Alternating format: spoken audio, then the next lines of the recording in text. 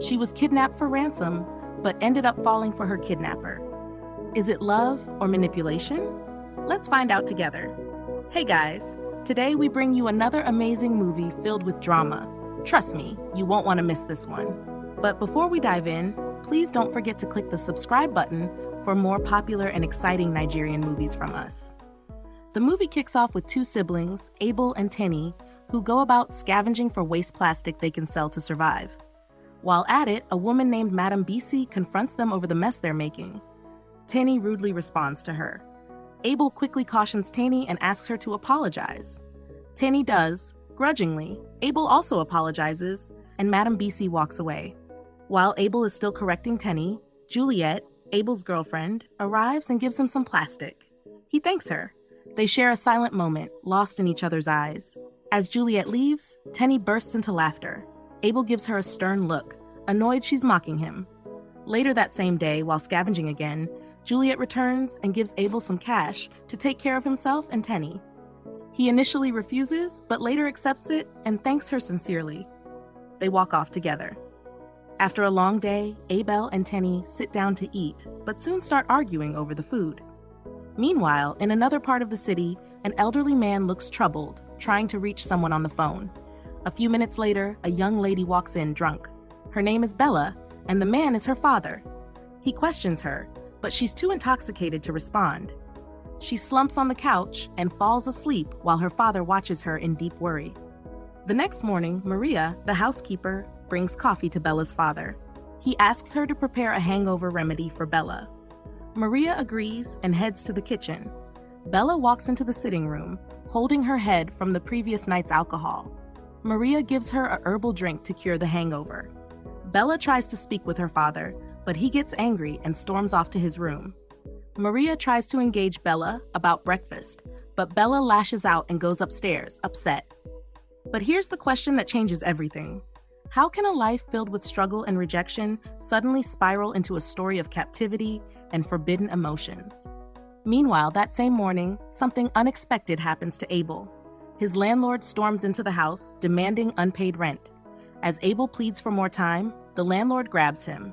Tenny rushes out, and the landlord seizes her too, threatening not to let go until he gets his money. This sparks a heated argument and a fight. A few hours later, Juliet visits Abel and brings him food in a flask. They talk briefly before she leaves. Tenny sees the food and is grateful to Juliet.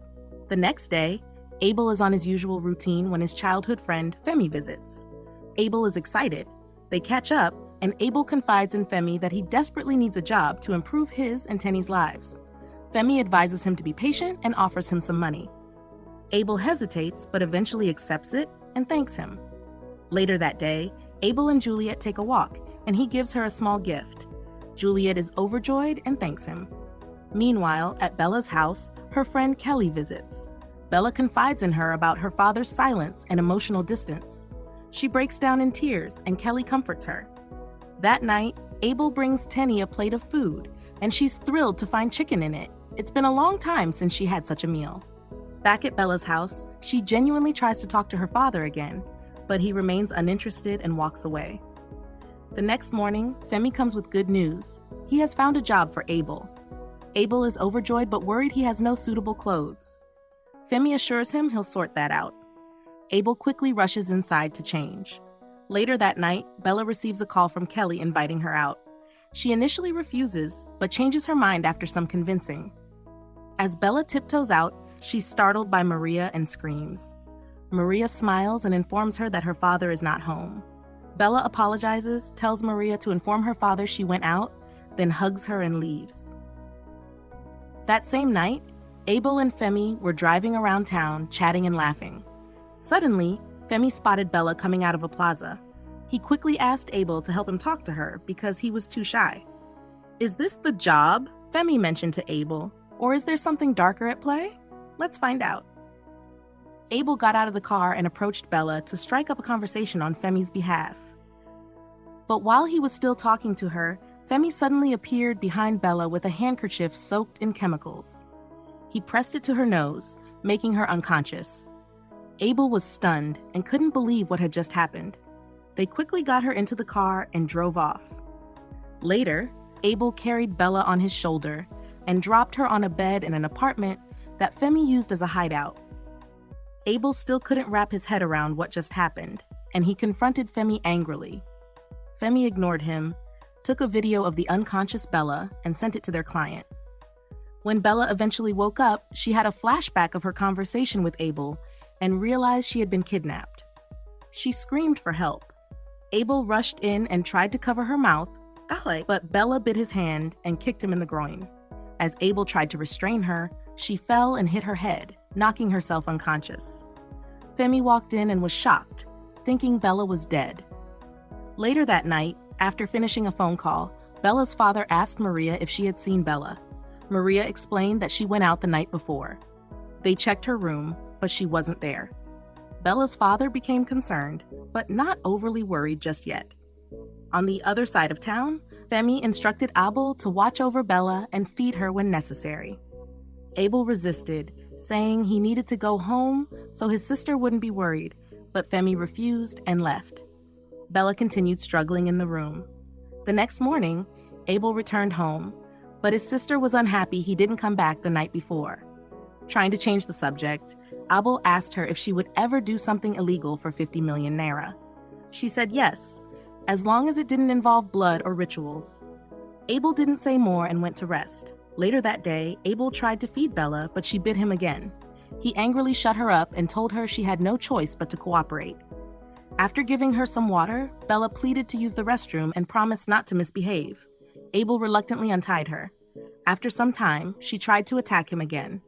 In the struggle, Abel impulsively kissed her. Bella was shocked.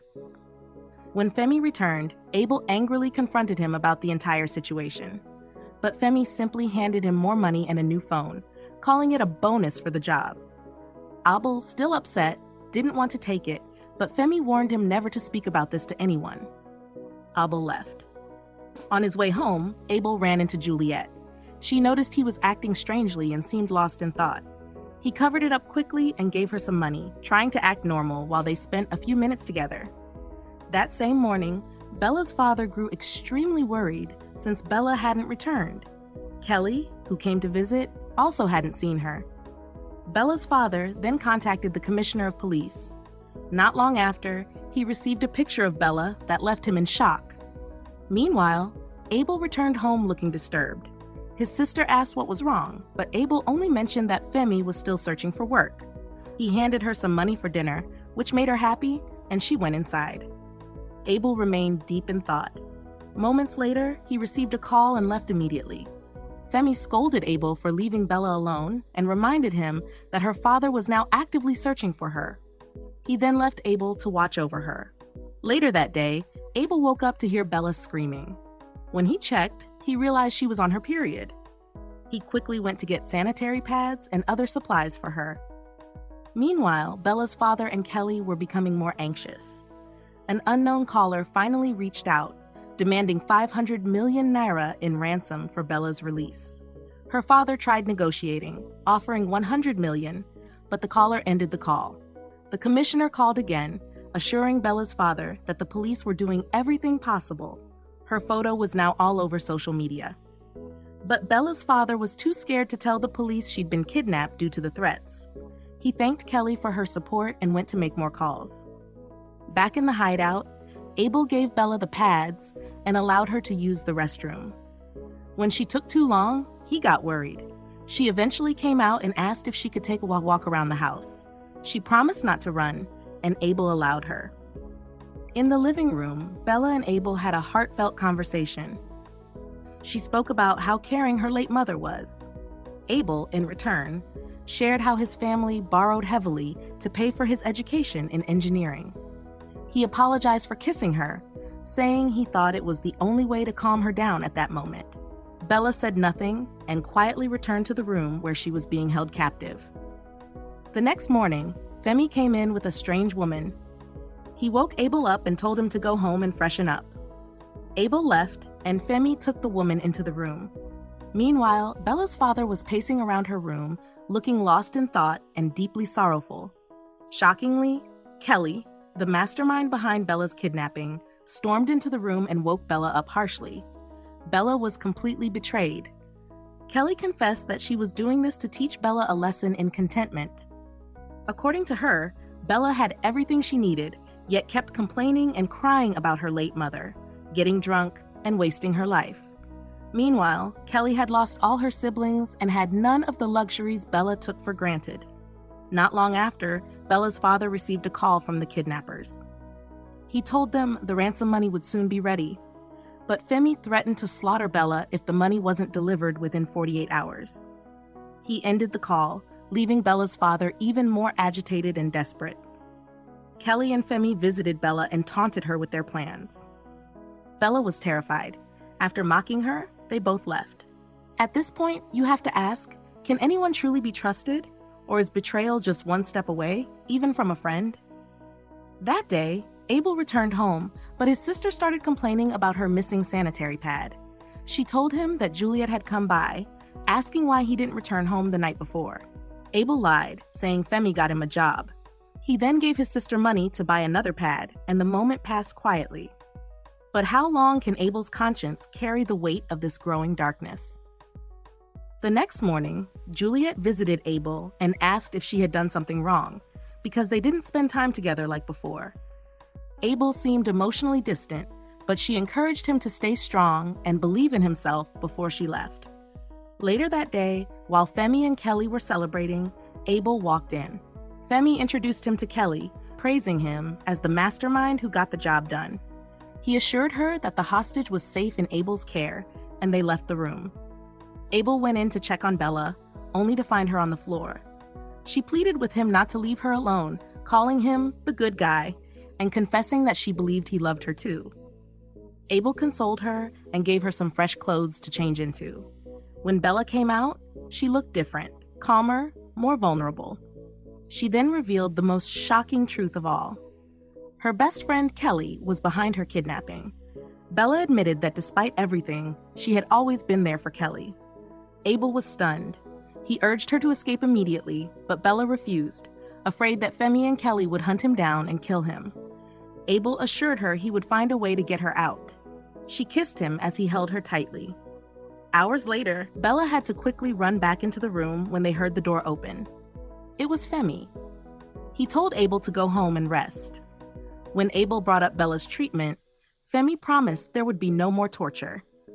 Abel told him about the clothes and sanitary pad he got for her before leaving. Femi went into the room, saw Bella asleep, and returned to the living room. Later that night, when Abel got home, he finally opened up to his sister. He twisted the story, asking for her opinion on a friend involved in kidnapping, but she was smart enough to know he was talking about himself. Abel confessed everything. He told her about Bella and how, even though he barely knew her, he genuinely loved her. Finally, Abel felt relieved. Someone knew the truth. That same night, Bella's father was yelling on the phone at his shareholders, demanding that they release his funds because his daughter's life was at risk. He called Maria to bring him coffee to stay awake. Suddenly, there was a knock at the door. When he opened it, he was stunned. Bella was there, lying weakly on the couch. Later, Bella's father called the doctor to examine her. When Bella woke up, everyone was shocked to discover that she couldn't remember a thing. What really happened? How did Bella escape? Is her memory loss real? Or is she hiding something? Let's find out as the story unfolds. The next day, Kelly and Femi arrived, visibly excited, but they were shocked to find Abel on the floor, exhausted and anxious. Femi tried to get answers, and Kelly stormed downstairs asking where Bella was. She began yelling at Abel, but Femi defended him. They sat, confused and panicking over what to do next.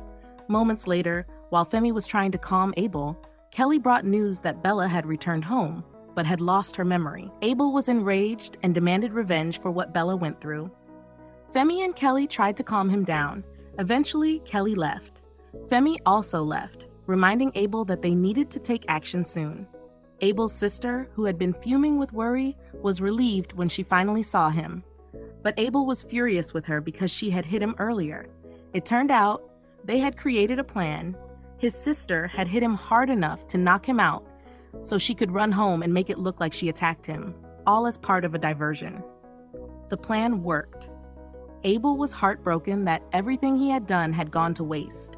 Bella had lost her memory, His sister comforted him and gave him the phone number Bella had given him earlier to contact her father in case of danger. Juliet came by to visit Abel but saw he was hurt and emotionally down. He asked her to come back another time. His sister collected the food Juliet brought and saw her off. The next day, Bella's father brought Kelly in to see Bella, hoping her friend might help her recover some memories. After excusing himself, Bella looked at Kelly with confusion and began saying negative things about her father. She asked, "Who are you?" And Kelly smiled, relieved that Bella truly remembered nothing. She then began to talk to Bella. Right in the living room, Bella's father appreciated Kelly for all she had been doing. She suggested that he take Bella to the hospital, but he refused. He couldn't afford to lose her again. Then she left. The next day, Femi came to see Abel and shared the update that Bella didn't remember a thing. They planned to get her back and double the ransom. The operation was set for that night, but Abel insisted on joining because he wanted Bella to pay for what she did to him. Femi didn't want him to come at first, but Abel's determination was convincing. Femi eventually agreed and left. Immediately, Abel picked up his phone and placed a call to Bella's father. Back at Bella's house, the maid called Bella and her father to the dining table for lunch. While they were eating, a call came in from Abel. He passed on some critical information and ended the call. Bella's father quickly made another call in response. Later that night, while Bella was spending time with her father, some robbers broke into the house and attempted to kidnap her. Just as they were about to take her away, the police stormed in and rescued them. The lead officer unmasked the robbers, only to discover that Kelly was among them. Bella, who had been pretending to have lost her memory, dropped the act. She requested that Abel be released immediately.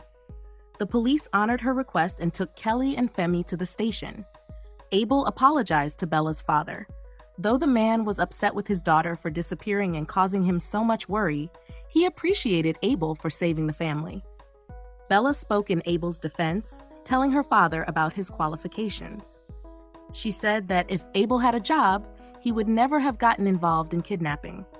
Her father asked him to send in his credentials and promised to work something out for him.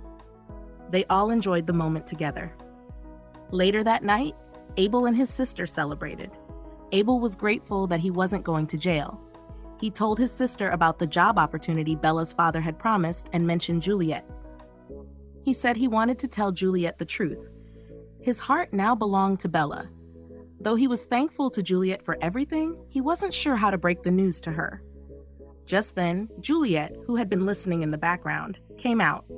One day, Abel went to see Bella's father. He expressed his desire to have a relationship with Bella and sought his permission. Her father gave his blessing.